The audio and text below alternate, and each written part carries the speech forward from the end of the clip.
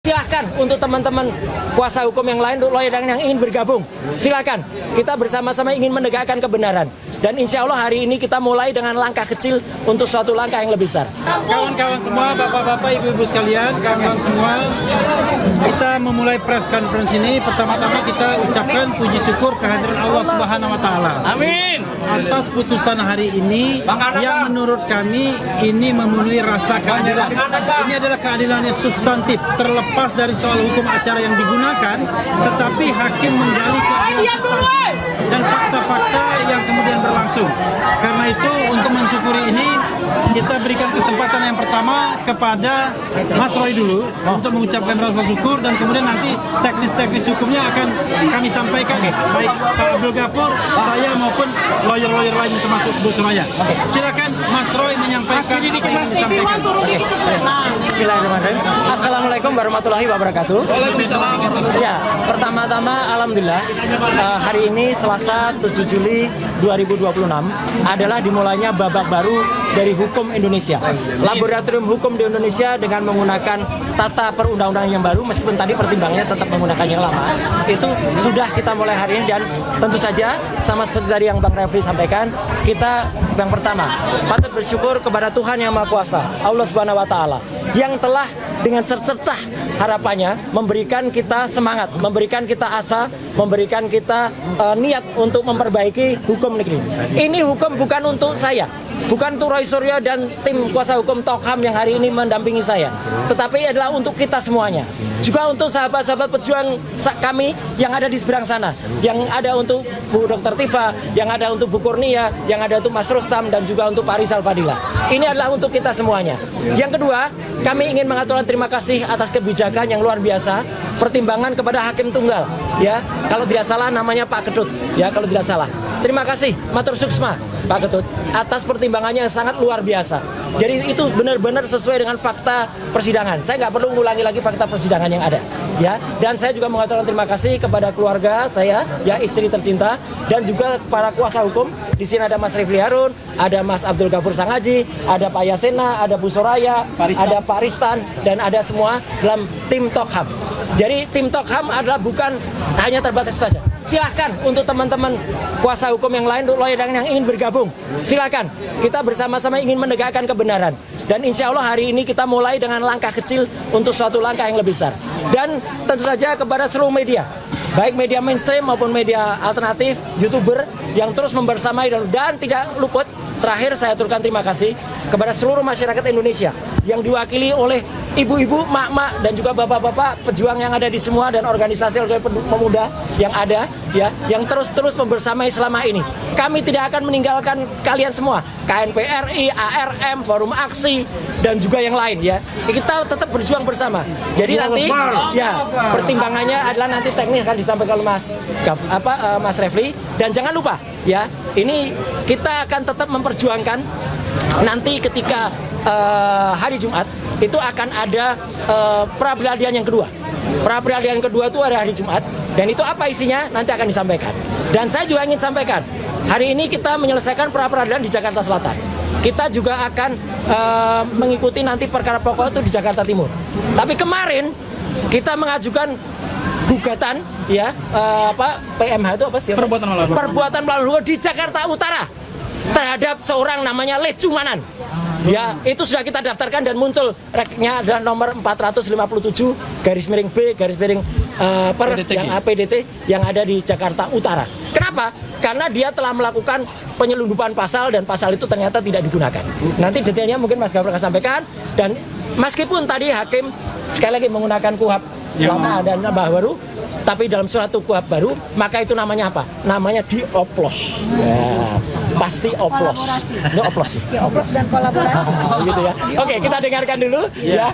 Karena putusannya seperti ini, ya, oplos. Maka saya pakai gas oplos. Silakan, Oke, Mas Refli. makasih, Ya. Mas Roy. Agak mirip. Terima kasih Mas Roy sudah menyampaikan sesuatu hal. Nah, saya ingin memberikan penghargaan kepada rekan lawyer yang lain, Bu Soraya, yang juga menjadi bagian dari tim kami, tim Tokham, ya, tim Mas Roy. Silakan Bu Soraya menyampaikan sesuatu yang mungkin ingin disampaikan. Ladies first. Silakan. Tengah-tengah Mbak. Assalamualaikum warahmatullahi wabarakatuh. Waalaikumsalam. Hari ini kita buktikan bahwa salah satu dari hakim tunggal kita yang menyelenggarakan proses persidangan Rapid ini betul-betul bijaksana, betul-betul menempatkan kebenaran keadilan di negeri kita ini.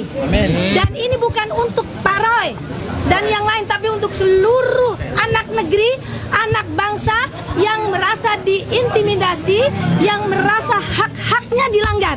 Kita buktikan hari ini kemenangan perjuangan itu masih hidup dan masih menyala di negeri ini. Untuk sementara, untuk selanjutnya saya serahkan kepada tim lawyer kita yang lain. Bang Erha. Selanjutnya Bang Erha. Oke, saya ingin memberikan kesempatan kepada rekan lawyer yang lain, yaitu Tristan. Bang Tristan, mantap. Mundur lagi,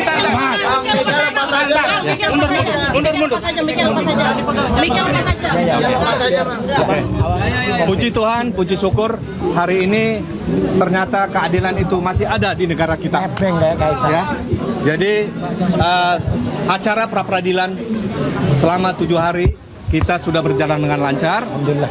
Pertama-tama kita mengucapkan kepada hakim tunggal yang melakukan pekerjaannya begitu baik dan lancar, dan ternyata keadilan itu masih ada hingga hari ini. Mudah-mudahan di perkara berikutnya, perkara pokok dan lainnya, ini berjalan dengan baik dan lancar sesuai dengan harapan kita. Ini masih perjuangan kita masih terus, ya, masih panjang. Nah, itu kita doain aja, semoga kedepannya lebih bagus dan lebih bagus. Amin. Amin. Saya mau sebenarnya memberikan kesempatan kepada ada tim lain, Pak Yasena, tapi Pak Yasena nggak di tempat ya. Oke, ya sudah. Saya berikan kesempatan pada Abdul Ghafur. Ya, Mas Roy dan rekan-rekan media yang saya hormati, alhamdulillah putusan pra peradilan hari ini telah menjawab harapan publik bahwa penegakan hukum dalam perkara kasus ijazah palsu mantan Presiden Joko Widodo, dan sekaligus menjawab kebohongan yang selama ini diglorifikasikan oleh pihak sebelah, oleh kubu sebelah, bahwa ternyata adalah perintah penangkapan, penahanan, penggeledahan itu tidak sah secara hukum sehingga patut untuk dinyatakan batal demi hukum. Itu poin yang pertama. Poin yang kedua adalah ini kemenangan adalah kemenangan penegakan hukum. Bukan kemenangan Mas Roy, bukan juga kemenangan kami kuasa hukum. Tetapi kemenangan penegakan hukum karena perkara Mas Roy ini menjadi laboratorium hukum baru. Karena kita masuk dalam rezim KUH pidana baru, KUHP pidana baru, sehingga apa yang kemudian kita titipkan lewat perkara ini kemudian bisa menjadi pembelajaran supaya penegakan hukum ke depan harus dilakukan secara proper, due process of law, dan tentu harus mengedepankan prinsip hak asasi manusia. Nah, apa yang dilakukan oleh Polda Metro Jaya dengan penangkapan, penahanan, dan penggeledahan itu sesuatu yang sebenarnya kita melihat dari awal adalah sesuatu yang hanya untuk memenuhi kepentingan dari kubu sebelah. Karena jauh sebelum penangkapan penahanan itu dilakukan, ada satu organisasi advokat, kita sebut saja Pradi Bersatu, yang sudah menekan Polda Metro Jaya sehingga harus dilakukan penangkapan dan penahanan itu justru oleh Polda Metro Jaya tidak dilakukan dengan dasar yuridis yang kuat, argumentasi hukum yang kuat, tetapi hanya karena adanya tekanan politik, adanya pressure dari kelompok-kelompok yang tidak berkepentingan dengan penegakan hukum ini, tetapi kemudian itu diakomodir. Ini sesuatu yang sangat kita sayangkan. Dan hari ini telah ditunjukkan kepada publik Indonesia bahwa dua lembaga penegak hukum, yaitu Kejaksaan Agung Republik Indonesia melalui Kejaksaan Tinggi DKI Jakarta dan Kejaksaan Negeri Jakarta Selatan tidak melakukan penahanan. Dan hari ini yang kedua adalah Pengadilan Negeri Jakarta Selatan untuk pokok perkara pra peradilan, penangkapan, penahanan, dan penggeledahan, ternyata juga permohonan kami dikabulkan, artinya dinyatakan tidak sah. Kemudian yang ketiga, nanti penjelasannya akan lebih akurat dari Bang Refli. Yang ketiga adalah hari Jumat tanggal 10 Juli 2026 kami sudah akan memulai lagi pra peradilan yang baru untuk menguji pasal 32 Undang-Undang ITE yang menurut kami itu adalah pasal penyeludupan, pasal entertain, yang tidak diperkuat dengan bukti-bukti permulaan yang cukup, sehingga nanti kita buktikan dalam pra peradilan apakah dasar penetapan tersangka menggunakan pasal 32 Undang-Undang ITE diperkuat dengan bukti atau tidak, atau jangan-jangan hanya sekedar pasal entertain karena pelapornya adalah Pak Joko Widodo untuk pasal 32 dan pasal 35. Mungkin itu dari saya, Bang Refli. Jakarta Utara. Ya, dan yang terakhir adalah ada gugatan perbuatan melawan hukum pasal 1365 KUH Perdata yang diajukan oleh prinsipal kami, salah satu pejuang yang hari ini terus tegar dan punya komitmen sesuai dengan komitmennya Bu Tifa, tidak akan melakukan restoratif justice dengan Pak Joko Widodo dan tidak mengakui kesalahan atau plea bargain dalam KUHP baru, yaitu sudah mendaftarkan gugatan perbuatan melawan hukum kepada seorang pendukung Pak Joko Widodo, pelapor dalam perkara ini, yaitu Lechmanan. Dan perkara tersebut sudah terregistrasi dalam perkara perdata, yaitu di Pengadilan Negeri Jakarta Utara, dan akan segera keluar jadwal persidangannya. Kenapa kami melakukan itu dan kenapa dimohonkan oleh Mas Roy? Karena adanya peristiwa bahwa pelapor yang dulunya melaporkan pasal 160, yaitu Mas Roy dituduh melakukan kegaduhan publik, kemudian juga melakukan ujaran kebencian pasal 8 ayat 2 Undang-Undang ITE, ternyata berdasarkan surat dakwaan dari jaksa penuntut umum dalam perkara yang menghasut, dalam perkara Bu Tifa dan perkaranya Mas Roy itu ternyata dibuang pasalnya oleh jaksa penuntut umum, sehingga kami ingin menguji bahwa ada perbuatan melawan hukum yang dilakukan oleh pelapor sehingga harus melakukan ganti rugi terhadap penggugat. Mungkin itu yang bisa saya sampaikan. Wassalamualaikum warahmatullahi wabarakatuh. Terima kasih. Cukup Pak, cukup. Saya menambahkan. Makasih. Saya menambahkan terkait dengan masalah nama baik Bapak Roy Suryo, yang tercemar dalam kaitan penangkapan, penahanan. Thank you. Makasih. Nanti dilaksanakan terpisah.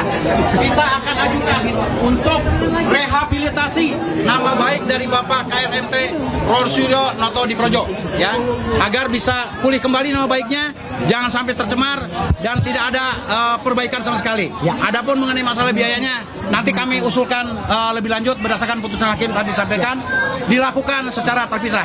Demikian. Terima kasih. Jelas. Kesimpulan. Sekaligus ini kami perkenalkan beliau adalah koordinator untuk Mas Roy dalam tim Tolkam. Beliau koordinatornya. Dan menjawab isu nggak ada pemecatan Bang Refli, nggak ada. Itu menjawab isu itu. Kawan-kawan semua, Assalamualaikum warahmatullahi wabarakatuh. Waalaikumsalam warahmatullahi Kita patut berbahagia dan berbangga hari ini, tetapi yang saya ingin garis bawahi, perjuangan kita itu masih panjang. Masih ada nanti Jumat kita memulai pra-peradilan yang baru. Nah, pra-peradilan yang baru ini akan menentukan pokok perkara nanti. Karena kita akan mengajukan pasal 32 ayat 1 yang kami anggap itu adalah pasal selundupan hanya untuk bagaimana bargaining power penyidik bisa menahan sewaktu-waktu baik Mas Roy maupun Dr. Tifa. Karena itu kita akan ajukan, kita berusaha insya Allah rontokkan pasal ini, karena pasal ini paling tidak menurut kami tidak disertai dengan fakta dan peristiwa yang sesungguhnya, tidak disertai dengan dua alat bukti yang cukup. Itu perjuangan kita yang harus kita jalani berikutnya dan mohon dukungan. Dan sekali lagi bahwa ini tidak bermaksud untuk menghambat pokok perkara, karena pra peradilan ini adalah hak yang diberikan oleh undang-undang dan terbukti kepada tersangka dan terbukti. Ternyata hari ini pra peradilan itu paling tidak memulihkan harkat Mas Roy bahwa proses penggeledahan, penahanan dan penangkapan dan penahanan itu tidak sah.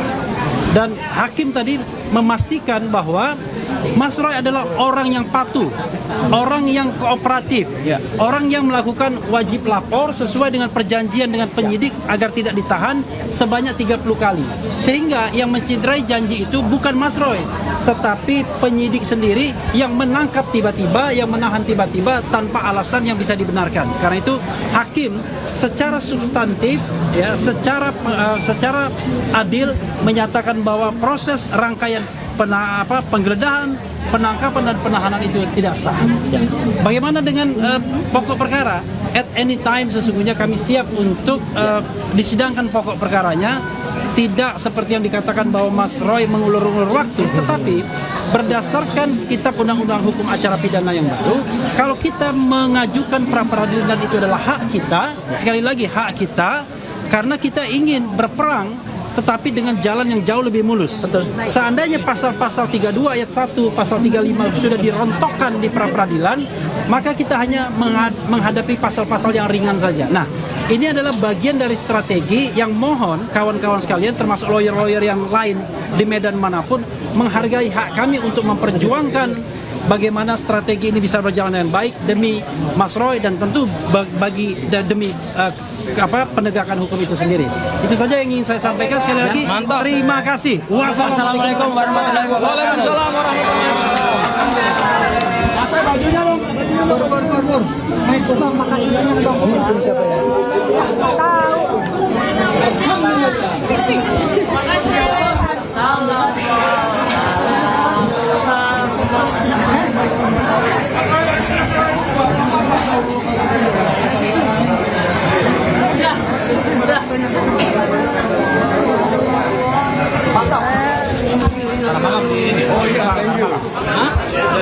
Belum tahu.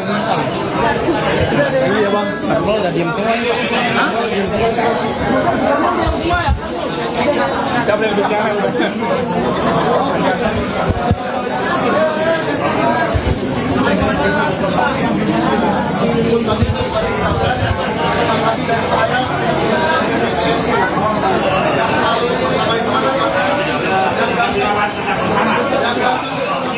Ya, pemirsa, baru saja kita simak press conference yang disampaikan oleh Roy Suryo bersama tim kuasa hukum terkait dengan putusan dari sidang putusan pra-peradilan dari kasus ijazah Jokowi dengan pemohon pra-peradilan diajukan oleh Roy Suryo selaku pakar telematika, dan pengadilan dilakukan ataupun lokasi dilakukan di Pengadilan Negeri Jakarta Selatan.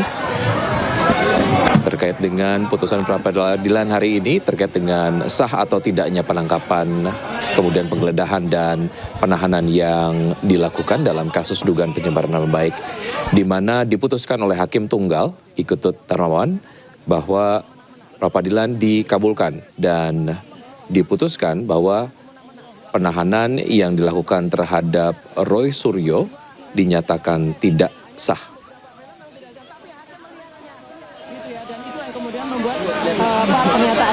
Dan terdapat beberapa tuntutan yang diajukan oleh Roy Suryo dalam sidang pra-peradilan. Di antaranya adalah mengabulkan permohonan pra-peradilan dari pemohon untuk seluruhnya. Kemudian menyatakan bahwa penggeledahan yang diajukan termohon terhadap rumah kediaman pemohon adalah tidak sah dan melawan hukum. Jalan-jalan. Oke ya. Ayo Mas. Ya. Oke ya. Ini mic siapa satu? Ini anak-anak.